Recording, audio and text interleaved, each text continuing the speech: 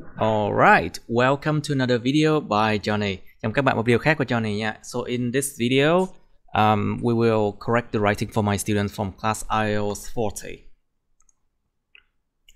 Actually, four essays, but only 3 of them are here today. I don't know where my cousin is. Dương, yeah, I don't know where he is though. Anyway, so we have this one. Writing test 2, test 7, camp 12. In a number of countries, some people think it is necessary to spend large sums of money on constructing new railway lines for very fast trains between cities. Others believe the money should be spent on improving existing public transport. You have to discuss both these views and give your own opinion. Trong một số đất nước, một số người nghĩ rằng dành một cái khoản tiền lớn trong chuyện mà xây dựng những cái đường ray xe lửa mới cho những cái xe lửa chạy rất nhanh giữa những thành phố là một cái điều cần thiết. Những người khác tin rằng tiền nên được dành cho chuyện cải thiện những cái phương tiện vận tải công cộng hiện hữu. Một cái là xây mới, cái là improve hiện hữu. So one is like build new things, and another one is like maintaining, you know, improving existing ones. Okay, so let's see how you do it now, Miss Thuận. It's believed to be necessary to spend. It is believed to be necessary. It is believed to be necessary to spend large sums of money on the construction of a railway line for high-speed trains. I have very fast train mean high-speed train. Very good between cities.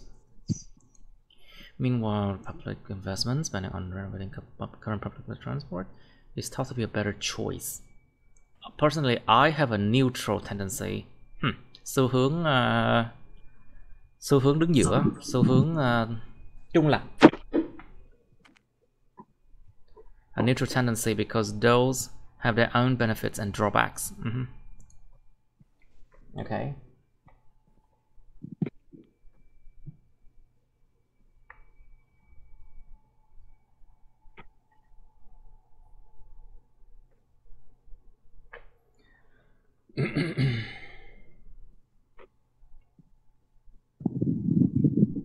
Firstly, allocating sizable finance. Dành một cái tài chính đáng kể. Allocating sizable finance on Novo Railway line for faster train between regions. Very fast trains. If you say faster trains, I'm not so sure this one is the right one though. A Novo Railways line for very fast train, you can say hyper speed. I think hyper speed train it's one word, you know.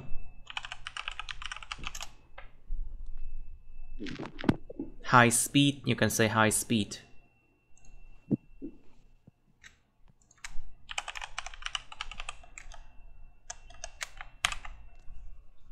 Nếu mình ghi faster thì nó phải faster hơn cái gì so với cái gì đó. Because if you use the word faster, it has to be faster than what, you know? So it doesn't make sense if you say faster train. Nó không có nghe hợp lý nếu mình dùng chữ cho những xe lửa nhanh hơn. Để mà nhanh hơn thì mình phải nêu rõ nhanh hơn cái gì, you know? For high speed train between regions, well, increase the environmentally friendly level. What? Gia tăng mức độ thân thiện với môi trường ha.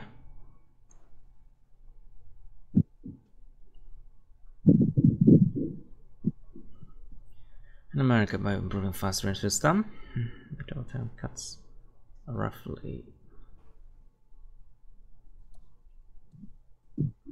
Cái thời gian thì nó phải cắt còn 2.5 lần, cắt còn nhỏ lại nha. Nếu mà nó nhanh hơn tức là thời gian nó phải nhỏ lại. If it's faster, it means the time travel must be smaller. You remember, the time travel cuts roughly 2.5 times than cars. Cuts roughly 2.5 times than cars. And then if you don't want to make it a new sentence, you can use semicolon. Nếu mình không muốn viết nó thành một cái câu mới, tại vì cái này nó quá liên quan đi, mình phải dùng dấu chấm phẩy. As a result, it reduces 300,000 tons of what dioxide? Trời ơi. Carbon dioxide. Carbon dioxide. 300,000 tons. Nhớ không, cái thousand mà con số chính xác nó sẽ không có s như thế này, còn con số mà thousand có s á, tức là mình sẽ không có biết rõ một số bao nhiêu, chỉ là xấp xỉ thôi. Remember, when you write thousand, million, hundred with s, it means you're not so sure about that number. It's an approximation. It's an approximation only, okay? But in this case, you are sure about the number. You want to be exact. So there's no s after thousand here, okay? Okay.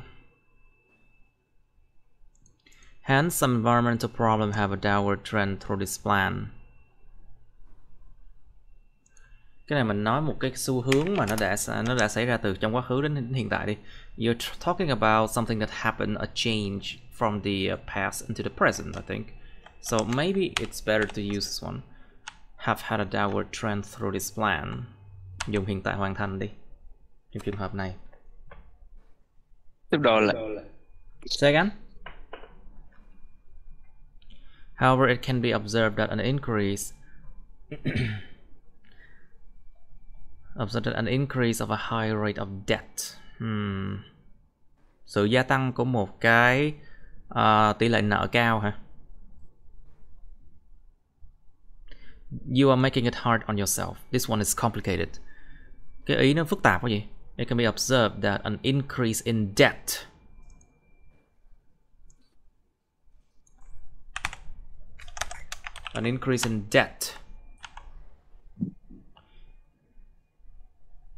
is due to, đúng rồi, này là chủ ngữ. This one is like main verb here.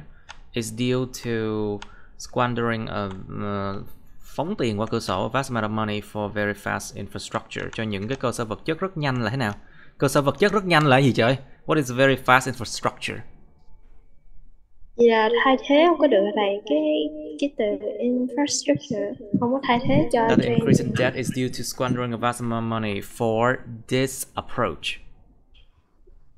Phóng một lượng tiền rất lớn cho cái cách tiếp cận này đi, cho cái động thái này đi.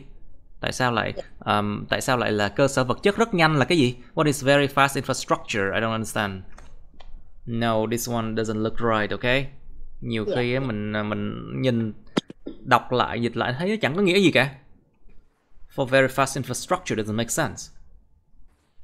For this move, cho động thái này đi.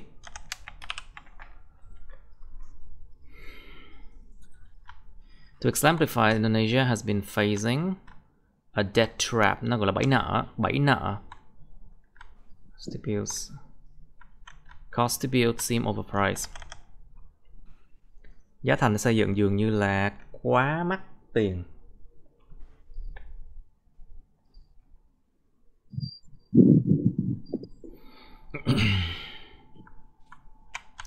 Following the economic depression of this country in, nó không hẳn là depression. Depression nó nặng lắm nha. Nó là economic recession. Sự suy thoái kinh tế. Còn depression là nó rất thảm hại, mà nó giống như là nát nước luôn á. Recession is actually not as bad as depression, economic depression, you know. I think the right word here is recession, you know. Of this country in recent years. Đó, depression là coi như cả đất nước nát bét luôn á. Là nó là cái nền kinh tế coi như nó sụp đổ hoàn toàn luôn, depression luôn á. Giống cái thời mà đại khủng hoảng kinh tế thế giới á.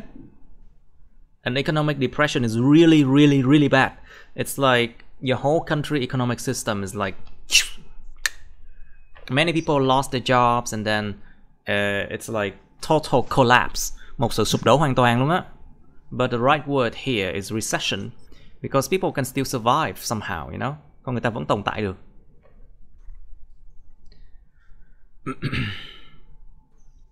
Simple rules for their country to maintain social stability. Nên áp đặt những cái luật phù hợp cho đất nước họ để giữ vững cái sự an ninh, sự ổn định xã hội.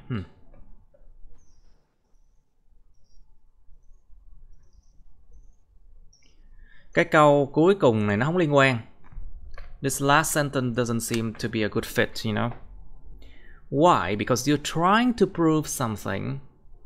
You're trying to say that there should be a balance between the two methods, I think. Because you're trying to introduce like an idea about rules and social stability, which has nothing, really, nothing to do with what you are discussing here. Em đưa ra hai cái ý tưởng, thứ nhất đó là cái sự social stability, cái sự mà ổn định xã hội, với lại những cái điều luật phù hợp, nhưng mà nó có liên quan gì đến cái này trên đây không? Không hề nha. Cho nên cái kết luận này là nó kỳ lắm. So this conclusion is actually weird. Therefore, the government should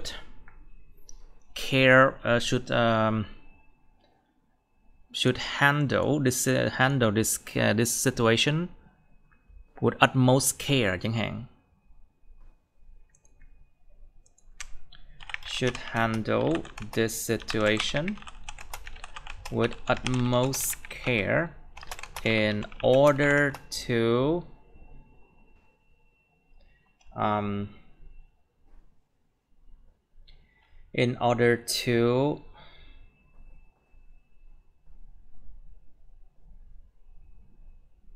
not cause an economic collapse.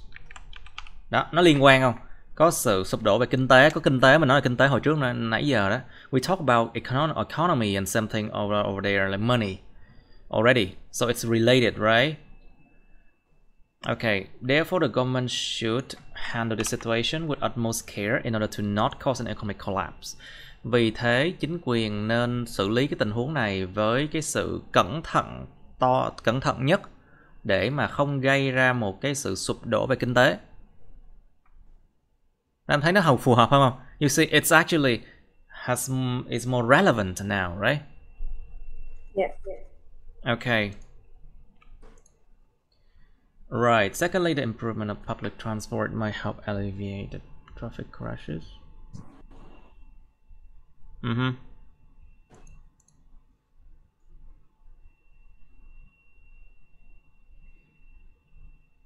Shrunk. Oh yeah, shrunk the traffic crashes. Em lặp lại chứ traffic crashes nhỉ? Đã làm co rúm lại cái gì? Has shrunk nó làm co rúm lại cái gì? Co rúm lại cái số lượng mà những vụ đụng xe chẳng hạn. Has shrunk the number of crashes, the number of accidents, or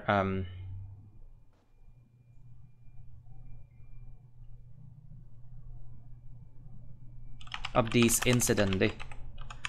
Đã làm giảm cái số lượng của những cái điều này đi, của những cái lần xuất hiện này đi. Let's say the number of these incidents, because these incidents refer to traffic crashes. Những cái lần xuất hiện này nó sẽ liên quan đến cái chữ traffic crashes này nè. Nó làm co rúm lại, co rúm cái gì? Co rúm cái con số thôi. Nó làm giảm con số. Has shrunk what? Shrunk the number of these incidents significantly since the 2010s.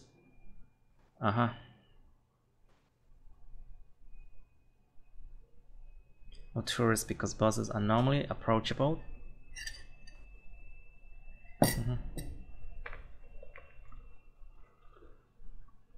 To travel to anywhere.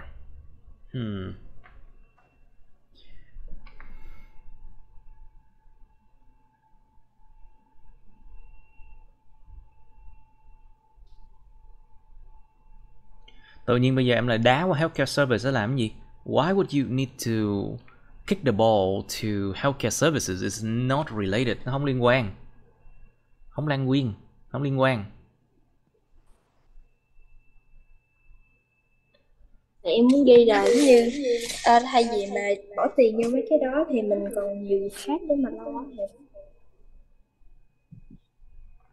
While other public services trong khi những dịch vụ công cộng khác, ví dụ như là healthcare or education, chẳng hạn hai cái, nêu hai cái nha, để mà mình số nhiều như vậy. Other public services, plural, so you need to mention at least two things, right? Healthcare or education.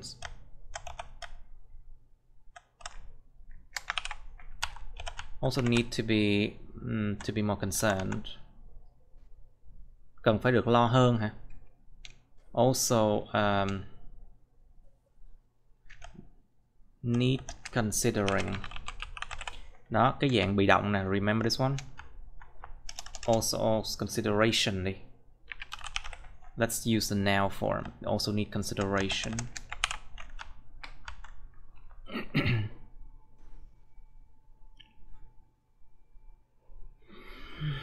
Therefore, it might lead to the argument whether the previous or latter. Okay. Need improving first. Needs improving first. The superior moves need to be made. What? Những cái động thái cao cấp hơn, cao siêu hơn. What? Superior moves. Ý em là sao? What do you mean? Như là những cái phương pháp mới như cần được tạo ra để cân bằng mấy cái việc này. Phương pháp mới mà liên quan gì đến cái ý em đang nói đến? Cải thiện public transport.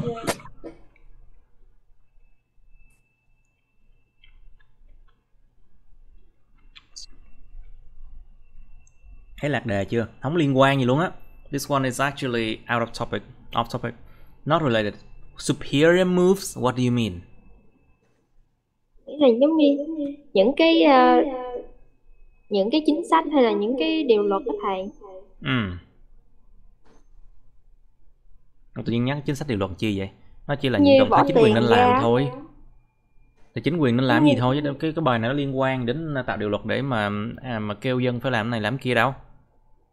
Gì bỏ thầy. Bỏ luôn. Cái bài này nó chỉ là chính quyền nên làm gì thôi. This essay is only about what the government should do. It's not about what people should follow rules or whatever, you know.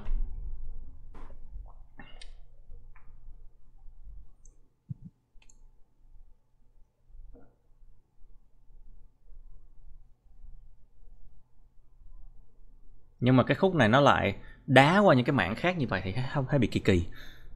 Không có tập trung vào đây. But I feels like this sentence doesn't actually help to support anything here. But it makes the argument go astray, you know. Nó làm cho cái cuộc tranh luận nó đi lệch hướng này. I think.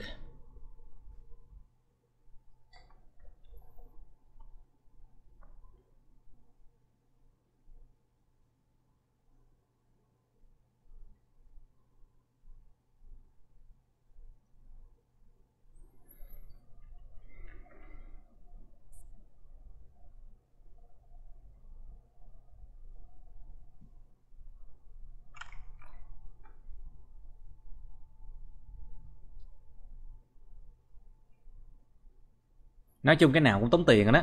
Everything costs money, you know. Yeah.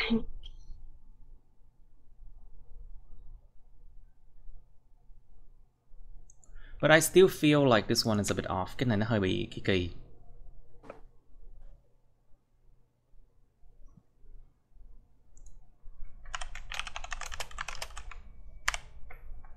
In conclusion, kỳ là y dài hả?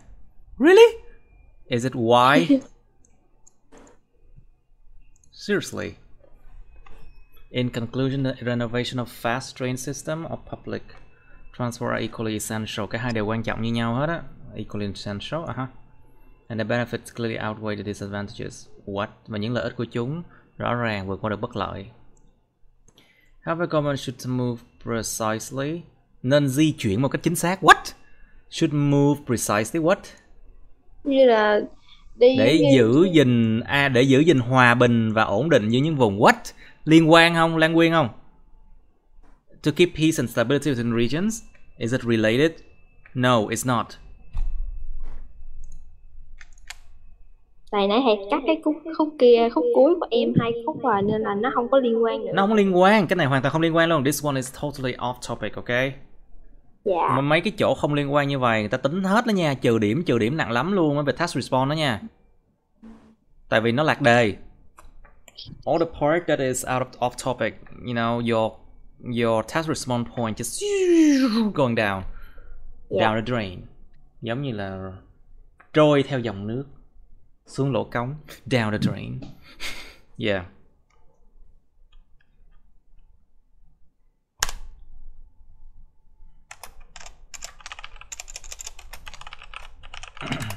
Clearly outweigh the disadvantage. Therefore,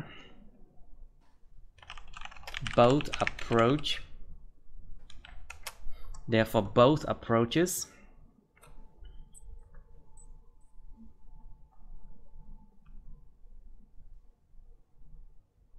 tiền nên dành có hai cái luôn đi. Like money should be spent on both.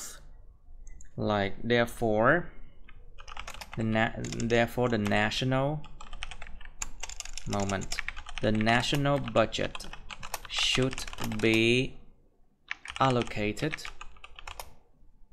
for both approaches.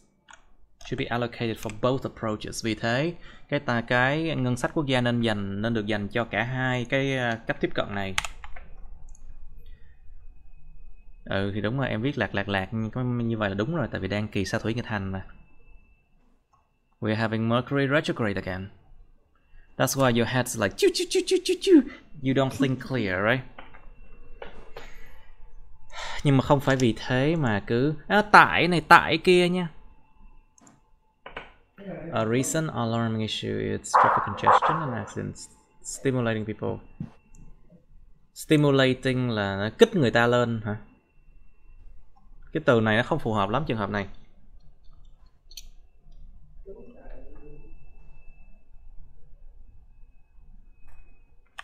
Inciting people, khiến cho con người ta. Chứ stimulate giống như là kích thích lên á. Nó nghe nó kỳ lắm. Stimulate is not a right word in here. Inciting people. Yes. Cái từ này là khích lệ con người ta hoặc là khiến cho người ta. Inciting people to hold different views of how to upgrade the transport system, while some enunciate.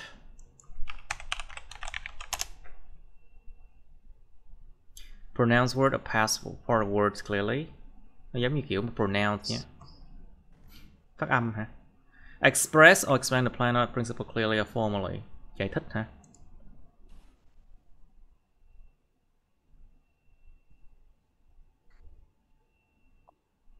What? Mega speedy railway? What? Tự nhiên tạo ra từ mới hả em? Are you trying to create new words here? New mega speedy railways? What? Những đường ray có tốc độ khổng lồ, nó chính là cái tàu với tốc độ khổng lồ nha. Cái đường ray nó di chuyển. Remember, railways does not move, okay? It's the train that move. Of railways, new railways for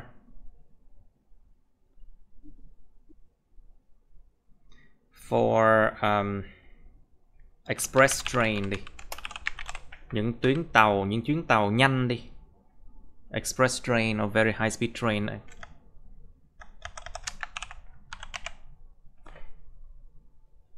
But I was like, what? Enunciate?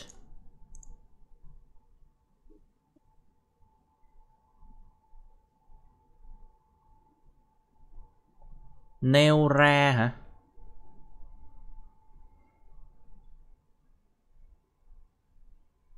Cái chỗ này dùng từ này là không đúng, nêu ra không đúng à. Một số người ủng hộ thì đúng hơn. Thà em xài những cái từ em hiểu nha. Nó làm cho ý nó rõ ràng còn hơn là xài từ mà không đúng xong rồi người ta không hiểu, bị trừ điểm rõ ràng là nhiều lắm luôn á. It's actually better if you use words you do know to make the meaning clear, okay? It's way better to do that, okay? Đừng có tập trung vào cái chuyện mà xài từ khó, từ phức tạp nha. Try not to focus on words you don't know and fancy words, okay?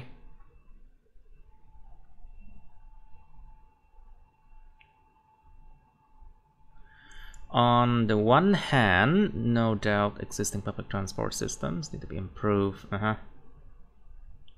After all, they are the lifeline of a country. Đường máu, đường huyết mạch.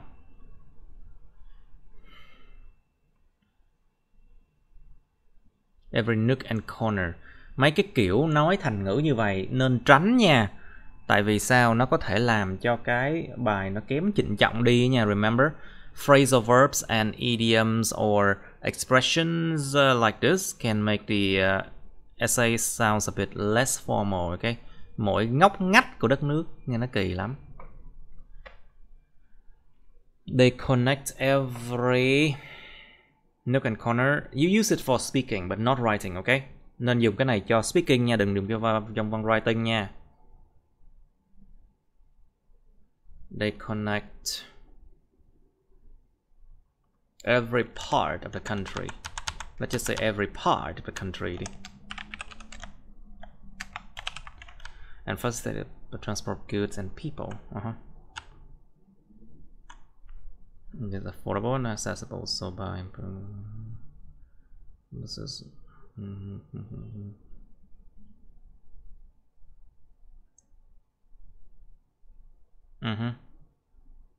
Có nhiều ý này dẫn đến ý kia. Good. Cause and result. Very good.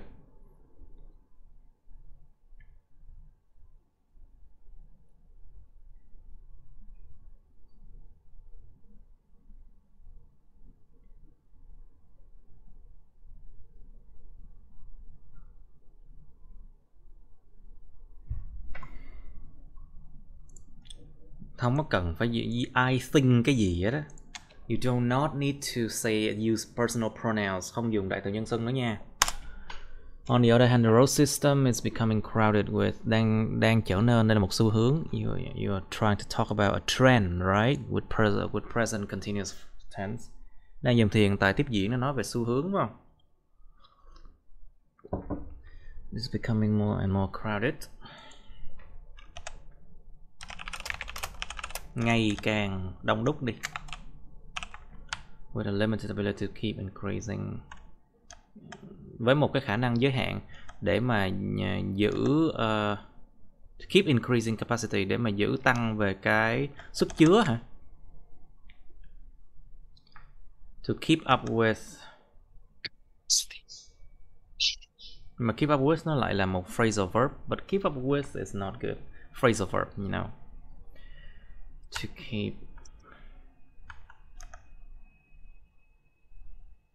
Nó phải là nhu cầu gia tăng thì đúng hơn. It's the increasing demand actually.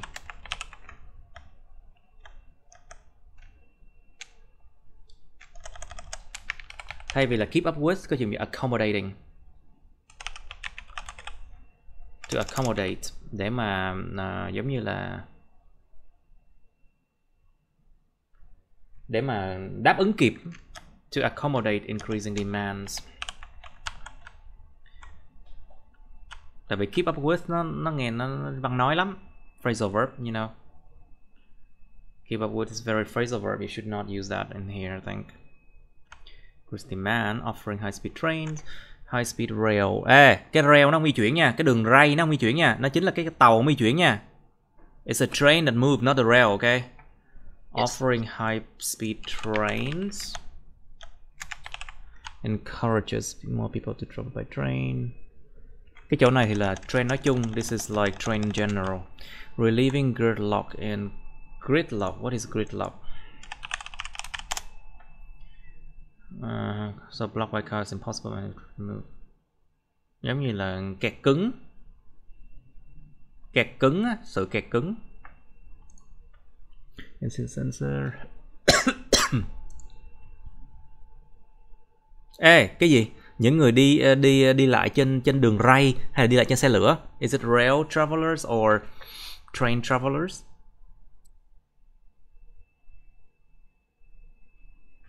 Train passengers. Nó không chỉ là những hành khách trên xe lửa mà sẽ được lợi. But those who gain from lower congestion.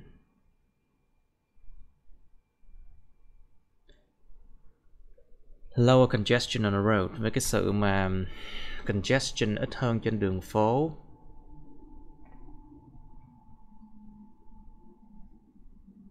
What?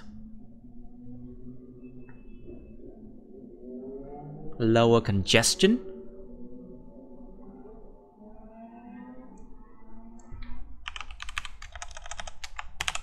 From less congestion on the road, mà đúng chứ, ít có sự mà tắc nghẽn hơn trên đường phố.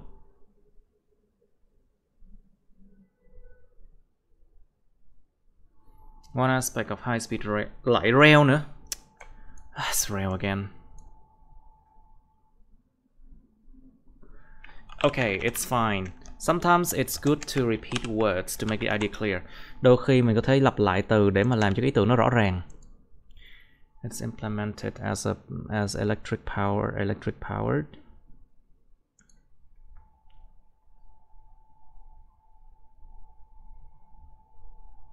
Wait, let me check this one. Vận hành bằng điện hả?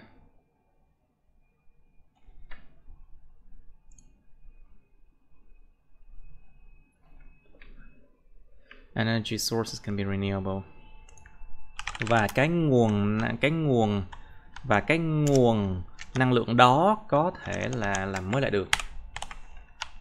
And that energy source can be renewable. In comparison,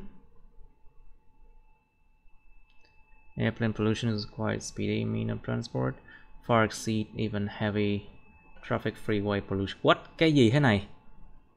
What is this? I don't understand.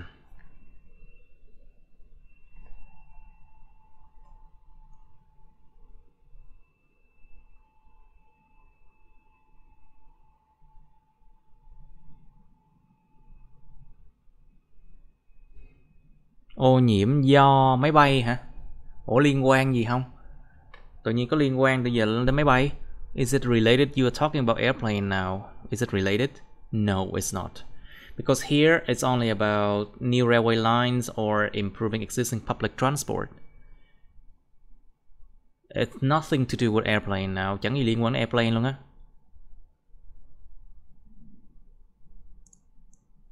Viết lại đi cái khúc này. Try to rewrite this one because it's not related in any way to what we're talking about. Okay, I'll give you some times. Okay, so energy source can be renewable.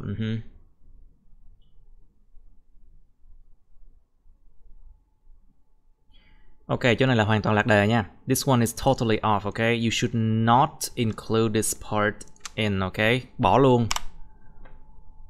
But then we have to do something. Okay, high-speed train is implemented as an electric power, and that energy source can be renewable. Therefore,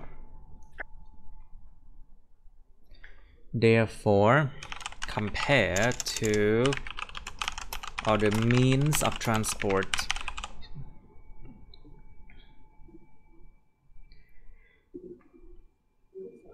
Or the means of transport, it may be feasible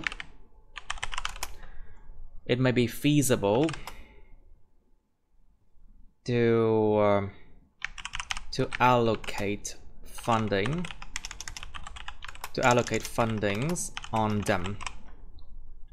Vì thế nó được so sánh với những cái loại hình phương tiện khác, có thể hợp lý để mà dành nguồn tiền cho chúng chẳng hạn. Cái câu này là nó sẽ ủng hộ cho cái ý em đang nói đến, đó là xây dựng high speed trains. This one actually further consolidate, nó làm củng cố thêm, consolidate your idea that you are trying to write for high speed train, right?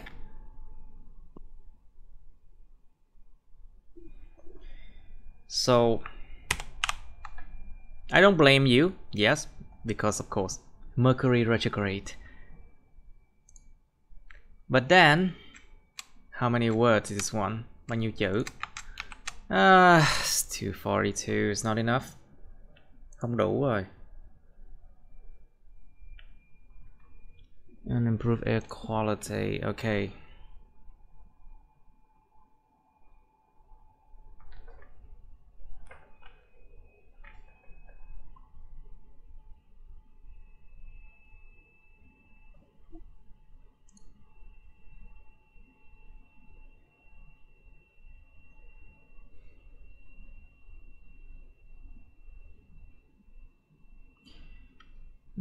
Nếu mà bây giờ em đang nói về hướng gì? Đang biết về hướng mà viết cho cái high speed train đúng không? Thì cho cái đoạn high speed train này nó phải viết nhiều hơn. If you are trying to write good thing about high speed train things, you have to write more about this one, about high speed train. Right. To allocate funding on them. Moreover, thêm vào đó đi. Bây giờ tôi thêm một cái đoạn này đi. Moreover,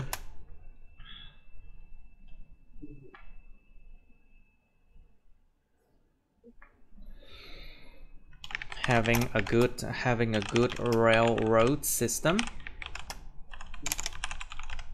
Having a good railroad system with many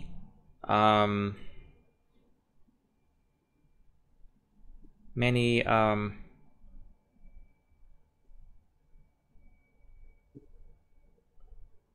fast trains.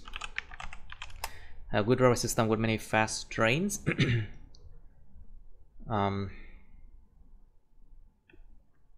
Does improve là xuất nhập khẩu á. Cái chuyện xuất nhập khẩu thường là nó đi bằng đường train hoặc là đường tàu cho nó rẻ. You know, like import and export, normally they use ships or maybe railroads to travel goods because it's cheaper, you know.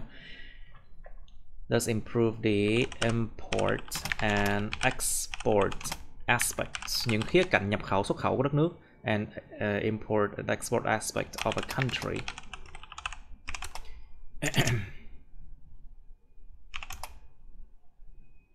Bởi vì sao? As most major businesses rely, phụ thuộc một cách mà nặng nề luôn á. Mình phải làm sao, mình viết làm sao để mà người ta đọc thì cảm thấy rất là thuyết phục là nên say high speed train, because you're trying to write in a way that to make people believe that you know, spending money on high speed train is good. You have to write in a way that is very convincing. Để viết làm sao thuyết phục. As most major businesses rely heavily, phụ thuộc không đâu, phải phụ thuộc rất nặng nề. Most major businesses rely heavily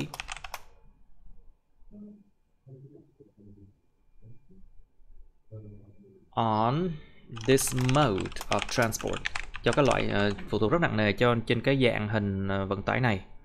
On this mode of transport to move goods between region and cities, để vận chuyển hàng hóa giữa những các vùng và thành phố.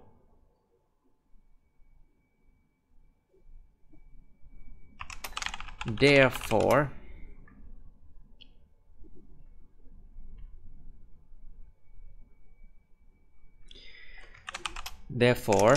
it may be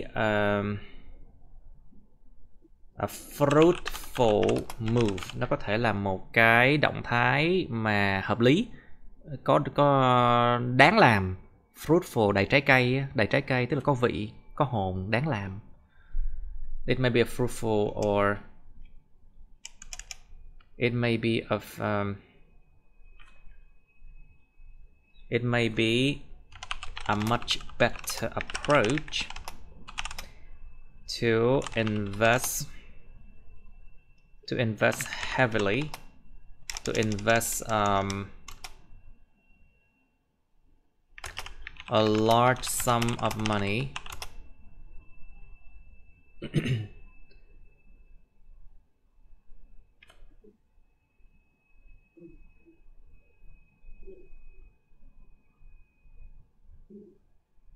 on this. Vì thế có thể là một cái động thái tốt hơn để mà đầu tư một lượng lớn tiền vào điều này chẳng hạn. Và mình có thể thêm một cái chuyện mà đảo lại. Bây giờ nếu không có nó thì sao? Để mà thuyết phục, mình có thể nói cách đảo lại để mà thuyết phục. We can actually say what would happen without it. You know, without such a system. Nếu không có một hệ thống như vậy, without such a system, it would be impossible. It would be nearly impossible to run a smooth economy. Không có hệ thống như vậy, có thể gần như không thể nào vận hành một cái nền kinh tế một cách trơn tru được. To run a smooth economy. To run an economy smoothly. Sorry. To run an economy smoothly.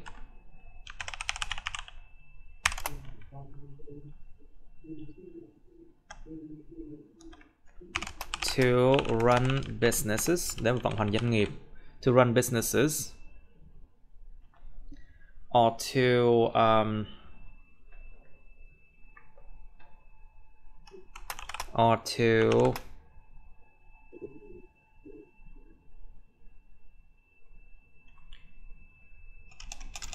to run business. Không có một hệ thống như vậy, nó có thể gần như hoàn toàn không thể vận hành một cái nền kinh tế một cách trơn tru và để vận hành doanh nghiệp được luôn á. So this sentence actually turn around the situation, like what would happen without it. Mình lật ngược vấn đề lại, là nếu không có nó thì sao? Điều này á, nó sẽ làm cho cái biện luận của mình á, nó sắc bén hơn và nghe thuyết phục hơn. This one will make your argument a bit more, you know, convincing.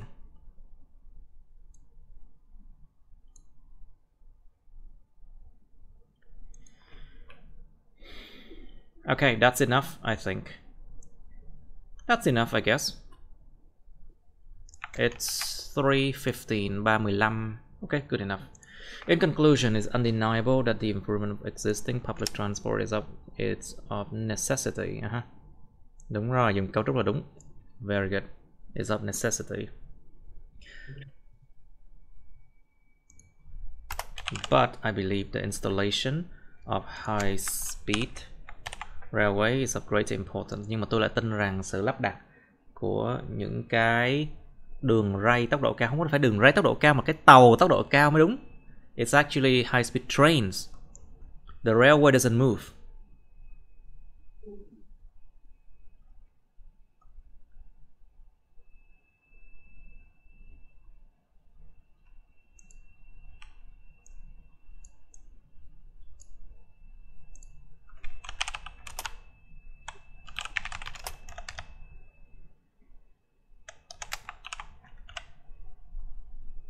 Nhưng mà tôi tin là cái sự lắp đặt này là quan trọng hơn. It's of great importance. Okay, good enough. Nói chung bài Phúc phải cải thiện nhiều lần này nha. You need to improve a lot, Mr. Phúc, in this time, you know. Alright, Miss Diệu, yours, and then Dương, yeah. It's arguable in some country that if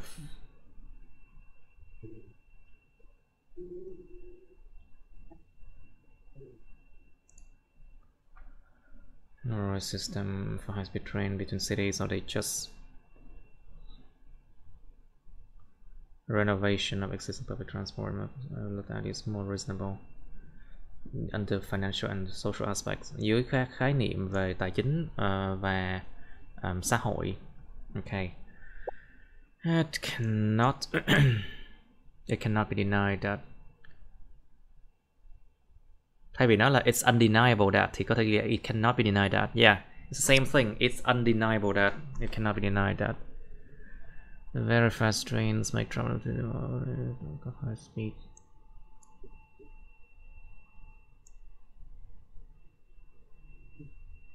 Nó không phải là tăng địa vị, gia tăng địa vị quốc gia, mà nó phải gọi là cải thiện địa vị quốc gia mới đúng chứ. Gia tăng là gia tăng con số nha. You increase a number, okay? But you improve a nation's status, remember. Yes. Yes. Can improve the nation's status due to the modernization it brings to the city.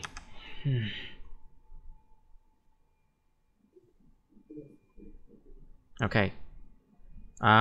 Right. Em viết các ý, cái câu sau nó kết nối đuôi câu trước rất là hay luôn á.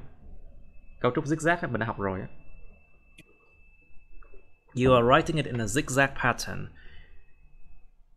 Very good. Ideas of the previous sentence become idea of the later sentences. All right. Your ideas link very well, you know. Cái cấu trúc zigzag này nó làm cho mọi thứ ý tưởng á, nó nối đuôi nhau, nó sẽ làm cho mọi câu nó kết nối tốt hơn nhiều. More chance to make ends meet.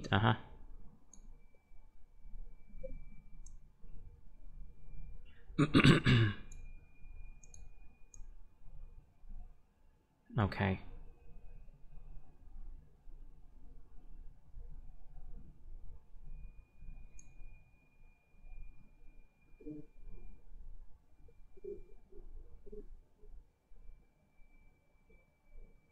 Mà vẫn cảm thấy cái ý đầu tiên này em đang để lủng lỗ của cái secondly viết quá nhiều. You write a lot about second idea, but the first idea is not really there, you know. Hồi nãy mới xóa một chút. Oh, you eliminate some of them? You deleted some of them? Yeah, to make it shorter. Okay, let me see. This is 23. Nếu bỏ luôn cái khúc này đi thì nó cũng không có ảnh hưởng mấy đâu. If you don't want to write too much about this one, I suggest just deleting it, you know. Okay.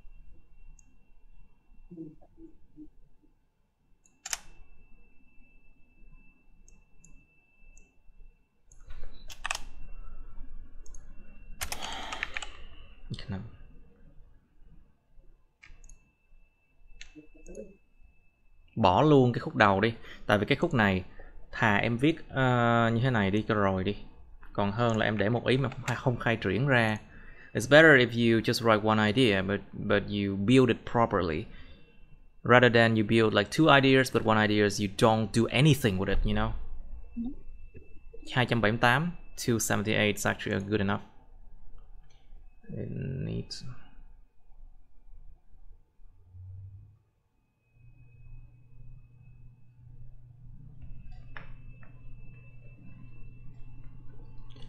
That's sort of văn nói nè, spoken language.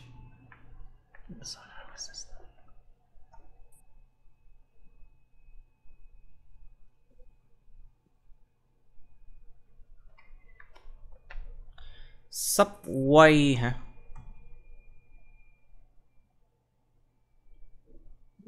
Well, the essay didn't say that whether subway or train on, you know, train who are not subway or train underground. They didn't say that. Cái đề bài nó không nói là cái train này nằm đâu, trên cạn, trên bề mặt hay là bên dưới đất.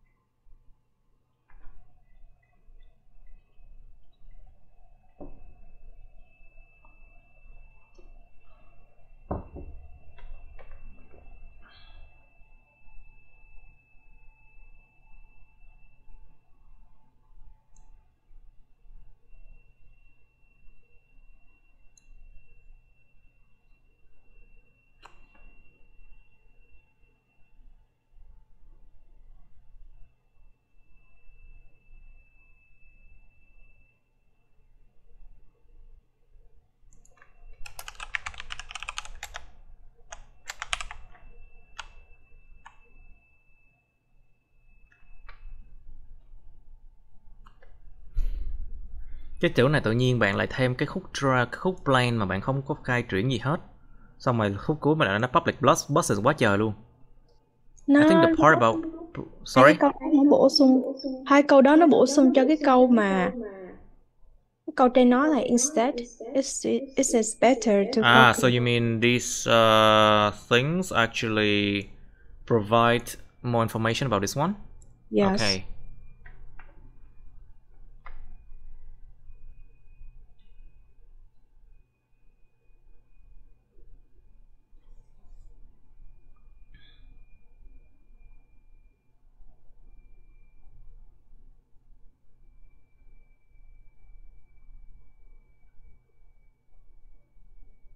Tại vì câu bên đây em ghi là những cái máy bay là một phương pháp khác để cho chuyện đi lại tốt hơn và lẹ hơn giữa những khu vực.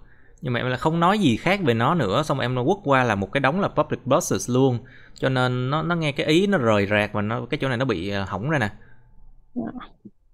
Yeah, this one talk about plane, but you did not say anything more about it. And then now you talk a lot about buses. It seems a bit off, you know. Something wrong.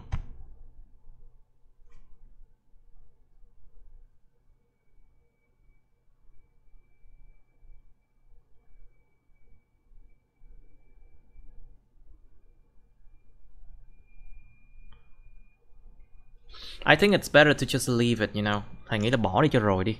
In Vietnam, since the public buses are built to connect attractions. Okay. Em đọc lại đi. Bây giờ bỏ đi, em đọc lại em sẽ thấy cái ý tưởng nó kết nối hơn nhiều luôn á. Like if you delete that sentence and you read again, you will see that the idea flows much better now. Yes, I think so. Right. Okay. 267. It's okay. It's okay.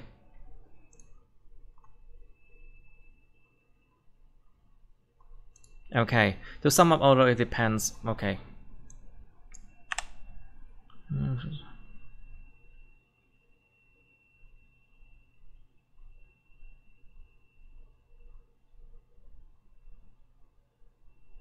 Okay, good enough. Alright, good enough. Right, Mr. Young, even though you're not here, but I have to correct your writing anyway. It's 287, 287. And I bet Phúc will ask me to go to the football, you know, matches with his friends. Soon. Very soon. Em nghỉ học bóng đá hả? Am I right? Em nghỉ học bóng đá. Nghỉ phải không? Okay, good. I mean, no. I mean, it's fine. Focus on your study then.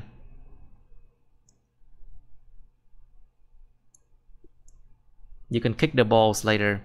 But now, you have something else to do. The key role in the development of country's economy. Sự vận tải đóng một vai trò chính yếu trong sự phát triển của một nền kinh tế đất nước.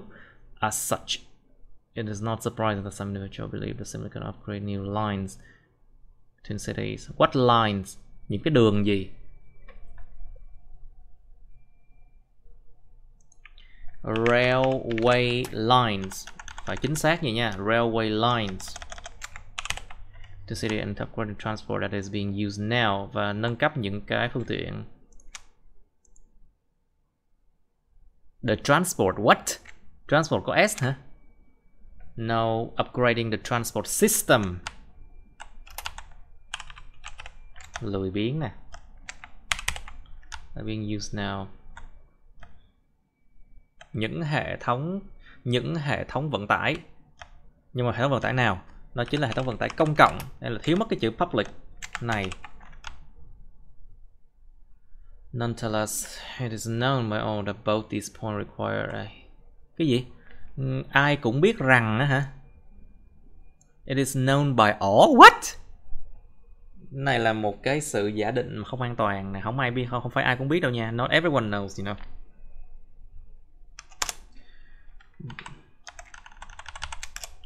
Both these points require huge sums of money. Cả hai cách tiếp cận này chứ không phải hai cái điểm này, you know. Both these approaches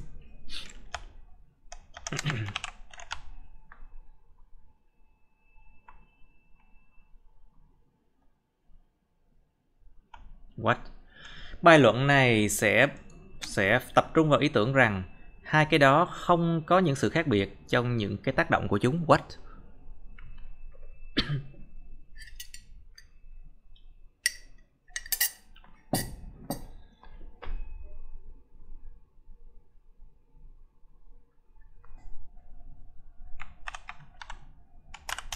I just don't understand this one. Không hiểu. Constructing new railway line can experience drawback or fire. What? Sự xây dựng những đường xe lửa mới có thể chứng kiến, có thể trải qua những bất lợi thay vì là tài chính. What? Viết cái kiểu gì thế này? What is that?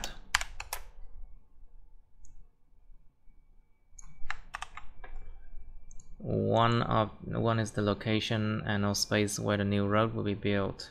It should be considered that creating new lines. Cái chỗ này nếu mà trên đầu nó ghi chữ railway line rồi thì chỗ này có thể dùng line được. If here you use railway lines, you can use the word lines here, okay? Need a wide enough space and there's a high probability that areas like such as cứ like why. Khổ ghê. And other urban spaces can be used and maybe destroyed for this project. Have a paving for new rails. Lát đường cho những cái đường xe lửa mới. Can result in a faster transaction of businesses. Có thể dẫn đến những cái sự mà giao dịch nhanh hơn, doanh nghiệp giao dịch nhanh hơn, faster transactions. Okay, you can just use the word transaction, okay. Both big and small between urban and rural areas. As a result, commerce and even tourists can boom. Vì thế thương mại và du lịch có thể nổ tung. What the hell? Can boom. Xài từ kiểu gì thế này? Bừa bãi quá. Even tourists can thrive. Okay.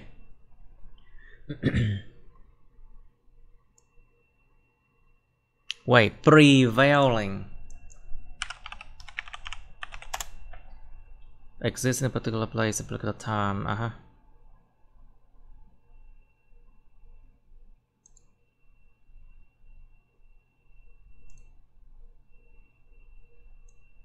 I still think the word current works better. Thầy vẫn nghĩ chữ current nó ổn hơn hiện tại đi. Hiện đại hóa những cái phương tiện công cộng hiện tại đi.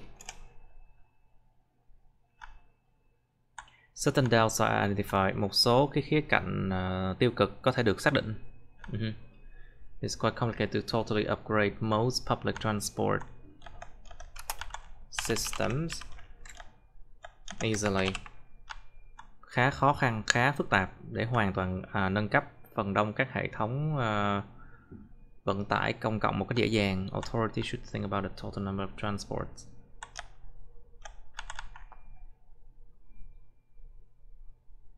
That need improvement. Let me check this word. Transport. Đếm được không? Is it countable? Uncountable. But also I remember there's something. This is transport verb. Noun.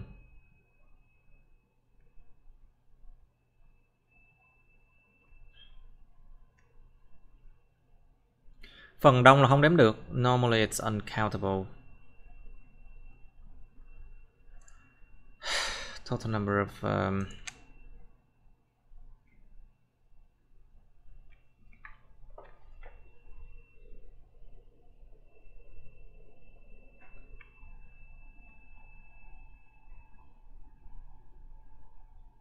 articles or categories or items.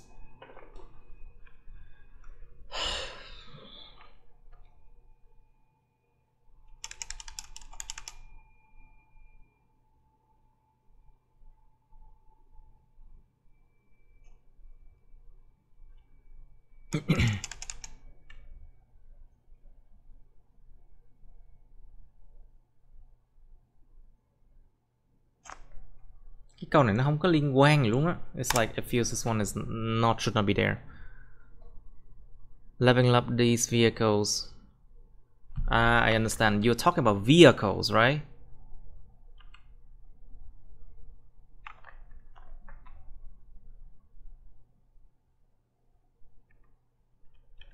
The roads.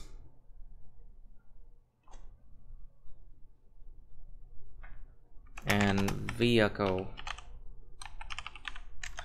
Tổng số lượng đường và xe cần được cải thiện. Thì câu sau nó mới là leveling up these vehicles mới có nghĩa. Okay, moreover, leveling up these vehicles does not necessarily mean that it can reduce the stress of traffic jam. Giảm thiểu cái căng thẳng hả? Của những vụ kẹt xe.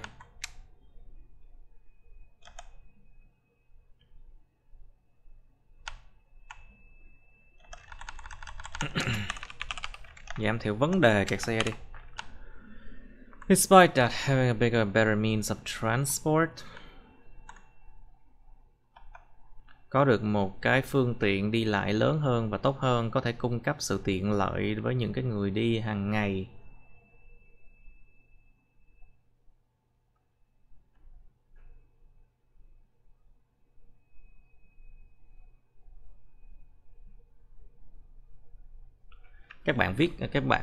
Mấy bạn cảm thấy như là hôm nay á, viết kém hơn hẳn.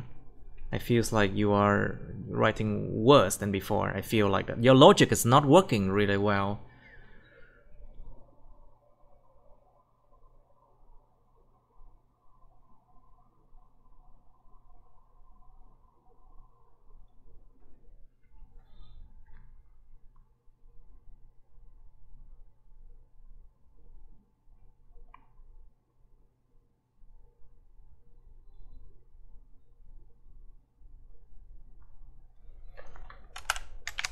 What is your point?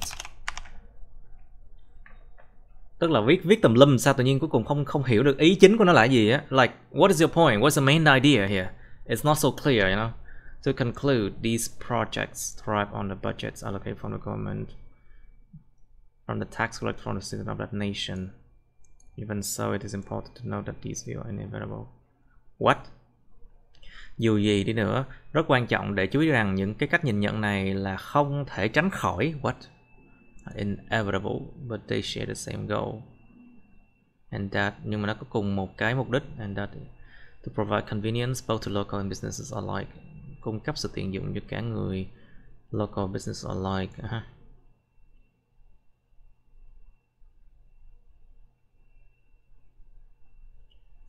Một cái kết luận vô thưởng vô phạt.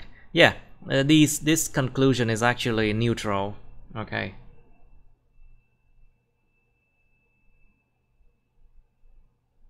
Tức là bạn này viết hai bên đồng đều nhau. I think he's trying to discuss this essay like evenly. Nhưng mà viết như vậy á, thực sự mà nói là chất lượng của cái bài của Dương bữa nay là thấp hơn hẳn mấy bữa trước đó nha. Phê bình đó nha. I think the quality of your writing, your logic doesn't really work well. Because just read it and you will see like what? Thiệt luôn á. Các bạn cẩn thận cái vụ logic các bạn viết nha. Đọc đi đọc lại, dịch ra tiếng Việt, đọc đi đọc lại thử xem thấy có vấn đề ngay. Okay, any question?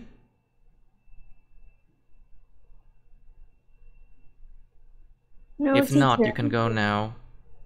Okay, that's the end of my videos.